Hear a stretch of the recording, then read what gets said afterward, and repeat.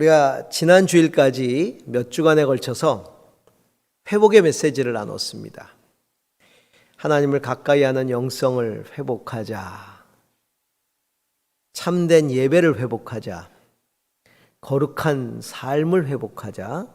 그리고 진정한 사랑을 회복하자. 비전과 사명을 회복하자.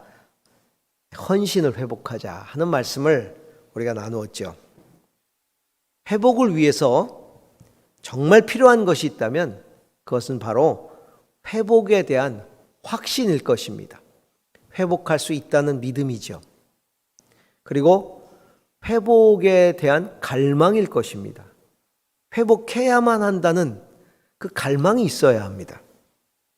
또 회복을 갈망하려면 회복해야 할 현실, 무너진 현실에 대한 애통함이 있어야 되겠죠. 뿐만 아니라 그 회복을 위하여 노력해야 할 것입니다. 여러분, 우리에게 회복의 확신이 있습니까? 회복의 갈망이 있습니까? 회복해야 할 현실에 대한 애통함이 있습니까? 그리고 회복을 위한 노력들이 있습니까? 우리 교회가 하는 많은 사역들 가운데 다음 세대 그리고 북한 사역이 있죠. 사람들이 이 두 가지 사역을 향해서 질문을 합니다. 그 힘든 사역을 왜 합니까? 그 어려운 사역을 왜 합니까? 힘들지 않으십니까? 무너진 현실에 대한 안타까움과 애통함이 있기 때문에 하는 겁니다. 무너진 다음 세대에 대한 안타까움과 애통함이 있고, 무너진 저 북한의 영적인 상황들에 대한 안타까움이 있고 애통함이 있으니까 이 사역을 하는 겁니다. 그 회복에 대한 갈망이 있기 때문이죠. 회복할 것이라는 확신이 있으니까 이 사역을 하는 겁니다. 그러니까 노력하는 겁니다. 성도 여러분, 혹 내 개인의 신앙이 무너졌습니까? 우리 가정이 무너졌습니까? 우리 자녀들이 무너졌습니까? 나의 삶이, 신앙적 삶이 무너졌습니까? 그렇다면 묻고 싶습니다. 회복이 필요하다는 것을 느끼고 계십니까? 정말 회복하고 싶습니까? 회복시키고 싶습니까? 그리고 회복할 수 있다는 확신이 드십니까?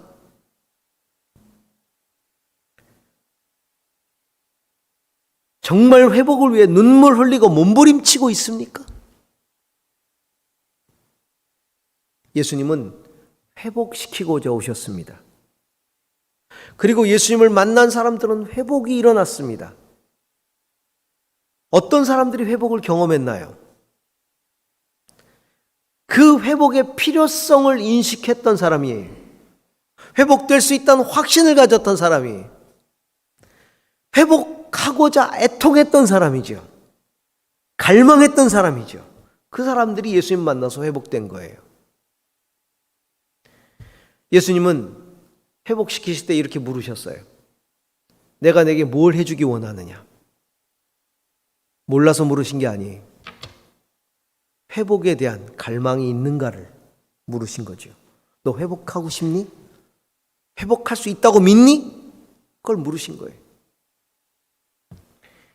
그리고는 내가 믿느냐? 내가 믿느냐? 이렇게 물으셨어요.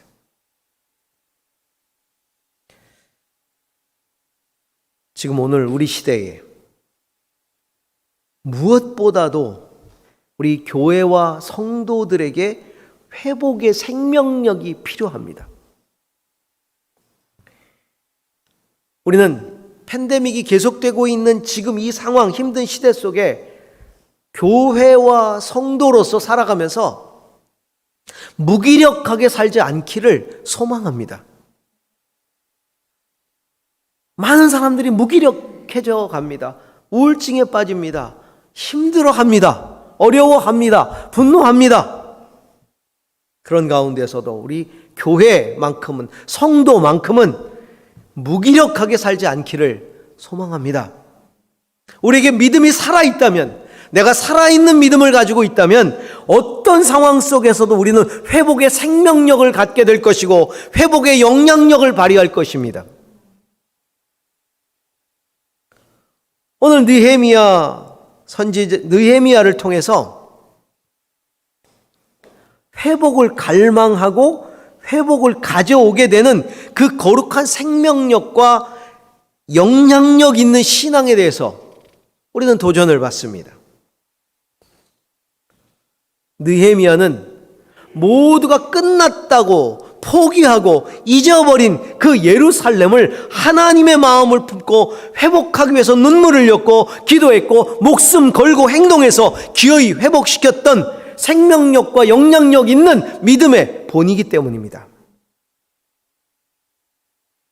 오늘 우리는 예루살렘처럼 무너져버린 교회와 신앙, 그리고 소중한 가치들을 지켜보면서 안타까워하는 시대를 살고 있습니다.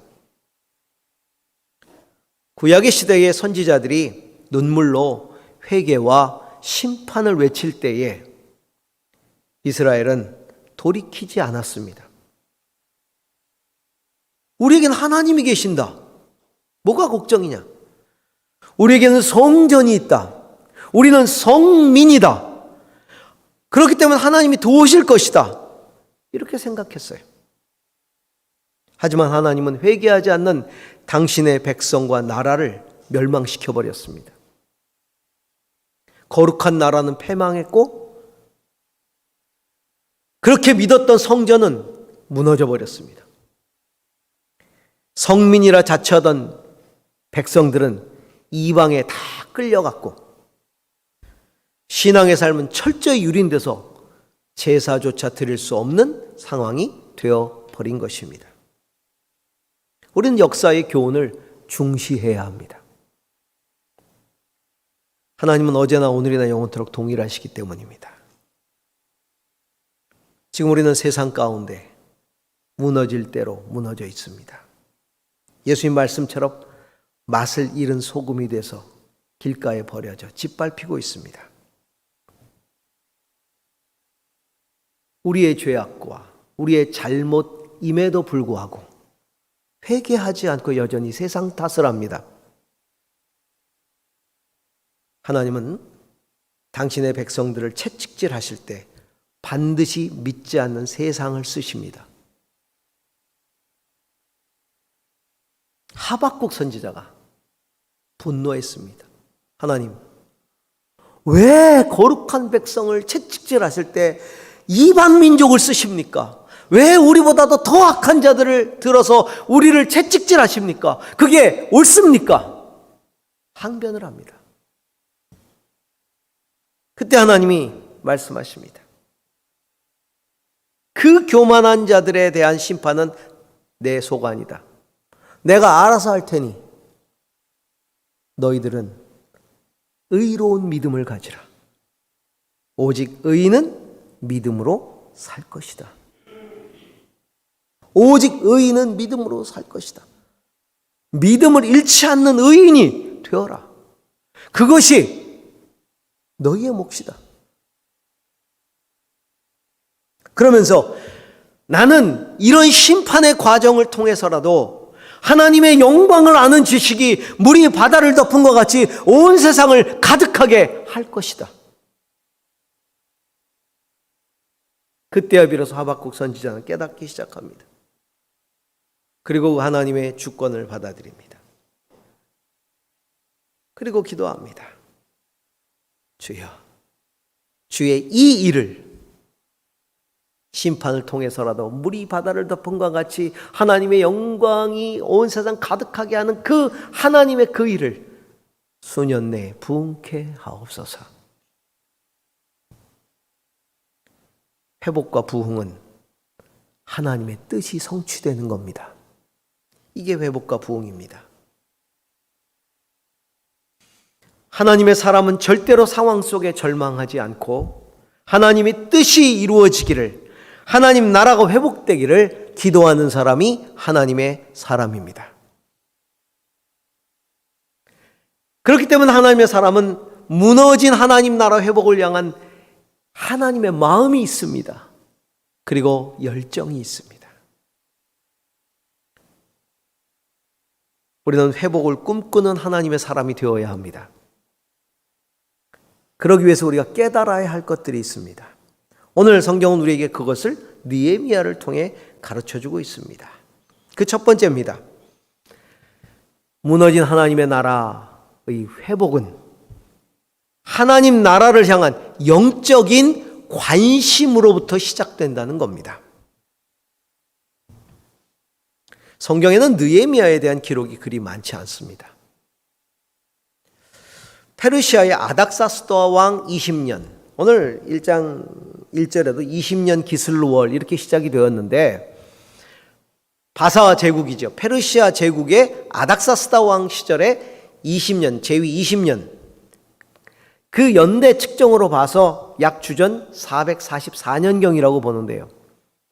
그 시기에 느헤미야는 활동을 한 겁니다. 우리가 아는 대로 주전 586년에 유다가 멸망을 합니다. 한 140년 지난 거죠. 그러면 140년 전에 할아버지가 포로로 잡혀온 겁니다. 그리고 느헤미야는 바벨론에서 태어나서 자란 겁니다. 사실 이스라엘은 그에겐 큰 의미가 없는 할아버지의 나라입니다. 그야말로 조국이죠. 할아버지의 나라. 게다가 이 느헤미야는 바벨론에서 태어나서 승승장구합니다. 왕의 비서실장까지 되었습니다. 왕의 술 맡은 관원이 되었다라고 나오는데, 술 맡은 관원은 왕이 술을 마실 때 그 술에 독이 들어있는지 없는지 그것을 미리 시험해 보는 직책으로 왕이 절대 신뢰하는 사람이 그 일을 맡습니다. 그 당시에는 독살되는 경우가 너무 많았기 때문에. 더군다나 오늘 2절 말씀을 보니까 그가 페르시아 궁궐 중에 가장 크고 화려한 궁궐이었던 수산 궁에 있었다 이렇게 돼 있어요. 2절에 수산에 있을 때, 수산궁이란 뜻입니다. 페르시아의 많은 궁궐 중에 가장 화려했던 궁궐이 수산궁이라고 합니다.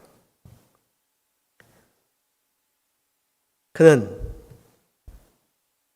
할아버지의 나라는 다 잊어버리고 편안하게 오늘 내게 주신 그 축복의 삶을 즐길 수 있는 위치와 형편에 놓여 있었습니다.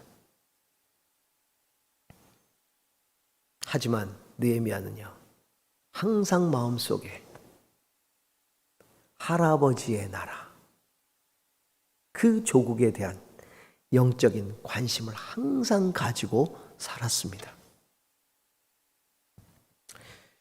최근 제가 어느 목사님이 방송에서 이야기하시는 걸 제가 들었는데요. 그 목사님이 성지를 가셨답니다. 성지 이스라엘을 갔다가 유대 청년을 만났대요. 그래서 도대체 유대 청년은 구약 성경에 대한 믿음이 있을까? 라는 마음이 들어서 그 청년에게 물었답니다. 청년, 그대는 유대인인데 유대인으로서 모세가 홍해를 건넜다는 사실을 믿는가? 물었답니다. 그때 그 청년이 대답하기를, 당연하지요. 모세가 건넌 것은 오늘 제가 건넌 것입니다. 성경은 오늘 내 얘기입니다. 그리고 성경의 역사는 오늘 나의 역사입니다. 그렇게 대답하더라는 거예요. 이것이 바로 선택받은 민족의 정체성이다. 우리는 어떤 영적 정체성을 가지고 살아가고 있습니까?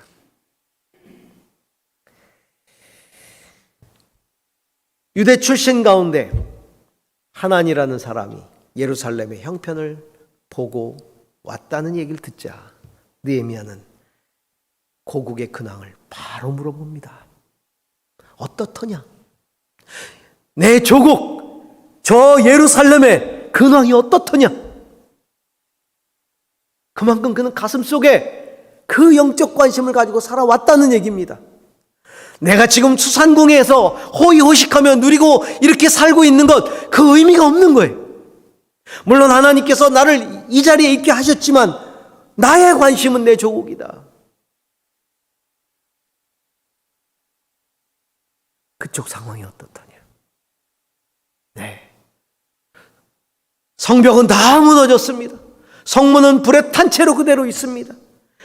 남아있는 백성은 모진 고생을 하고 있습니다. 이방 민족들에게 업신여김을 당하고 있습니다. 오늘 성경은 말합니다. 그는 주저앉아 울었다. 주저앉아 울었다. 느헤미야에게 이스라엘은 할아버지의 나라가 아닌 자기의 나라인 것입니다. 할아버지의 백성이 아니라 자기의 백성인 겁니다. 그의 가슴 속에는 항상 패망한 조국이 있었고 회복해야 할 조국이 있었습니다. 이것은 단순히 애국적인 관심이 아니라 하나님 나라에 대한 영적 관심인 것입니다.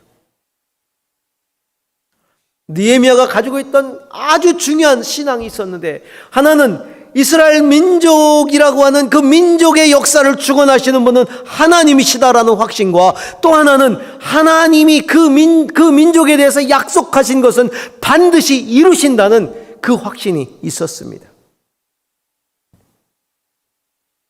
그는 궁궐에서 편하게 살았지만 절대로 현실에 취해 살지 않았습니다. 그는 이기적인 안일함에 빠지지 않았습니다. 하나님의 도성 예루살렘에 대한 깊은 사랑이 있었습니다. 관심은 가치를 반영합니다. 내가 가치 있는 것에, 가치 있다고 여기는 것에 나는 관심을 가지게 되어 있습니다. 요즘 여러분의 관심은 어디 있습니까? 우리가 시대가 어렵다는 핑계로, 이 상황이 정말 힘들다는 핑계로 우리의 현실적인 문제에만 신경을 쓰고 이기적이 되거나 안일한 삶에 머물러 산다면, 그리고 거기에만 가치를 둔다면 우리는 영적인 관심이 없는 겁니다. 우리가 진짜 신앙인이라면, 정말 신앙인이라면 우리는 하나님의 나라에 대한 영적 관심을 가져야 합니다. 어둠에 잠겨있는 이 땅에 안타까움을 하나님의 관점에서 볼 수 있어야 되고 생각할 수 있어야 합니다. 요즘 나라를 보면, 민족을 보면 너무나 안타깝습니다. 경제 때문도 아닙니다. 정치 때문도 아닙니다. 사실 이보다도 더 정치가 힘들었고 경제도 힘들었던 때도 역사 속에 있었습니다. 우리나라보다 더 힘든 나라들도 많습니다. 왜 안타깝냐면요, 이 나라, 이 민족이 점점 하나님으로부터 멀어지기 때문입니다. 더 나아가서 하나님을 대적하고 있기 때문입니다. 그래서 안타까운 겁니다. 그래서 애통해하는 겁니다. 하나님이 싫어하는 일을 서슴지 않는 모습들 때문입니다. 언젠가 남대문이 불탔습니다. 저도 안타까웠습니다. 저도 서울에서 태어나고 자란 사람으로서 남대문이 불에 타는 모습을 보니 너무 안타까웠습니다. 그때 남대문이 불타는 거 보고 사람들이 울고 불고 난리가 났었습니다.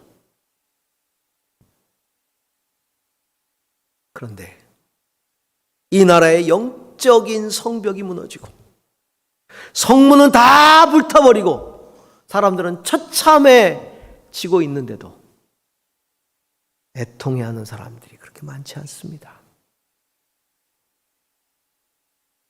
자식이 돈 때문에 아비를 죽이고 부모가 자식을 학대해서 죽이고 백주의 여자를 납치해 살인하고 불특정 다수의 여성을 폭행하고 초등학생들이 함께 모여 집단 성폭행을 저지르고 차별금지라는 명목으로 동성애, 낙태 이런 것들을 법제화하려 들고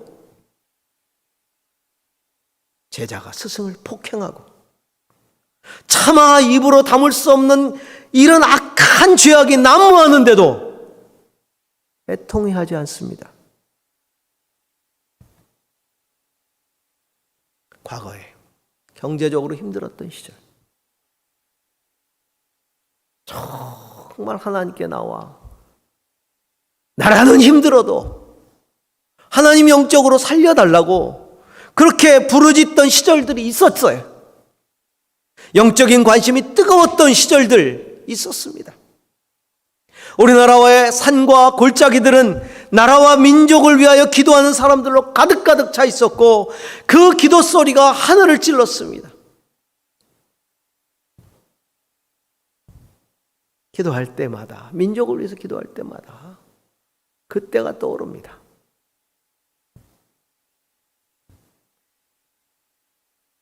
지금은 그 기도 소리가 다 끊어졌습니다. 성도 여러분, 하나님 나라가 회복되려면 하나님 나라에 대해서 영적 관심을 가져야 합니다. 거기서부터 시작되는 겁니다. 우리가 무관심하다면 그것은 하나님 나라에 대해서 가치를 두고 있지 않은 겁니다. 먼저 영적 관심을 갖게 되는 우리가 될 수 있기를 축원합니다. 두 번째입니다. 하나님 나라의 회복에 관심을 가진 자는 그 나라를 위해서 진정으로 애통해야 합니다. 관심은 사랑입니다. 사랑은 가슴앓이입니다. 누군가를 사랑한다면 그를 위해서 가슴 아파해야 합니다. 그가 잘못될 때, 그가 병들었을 때, 그가 무너졌을 때 그를 위해 울 수 있는 것이 사랑입니다.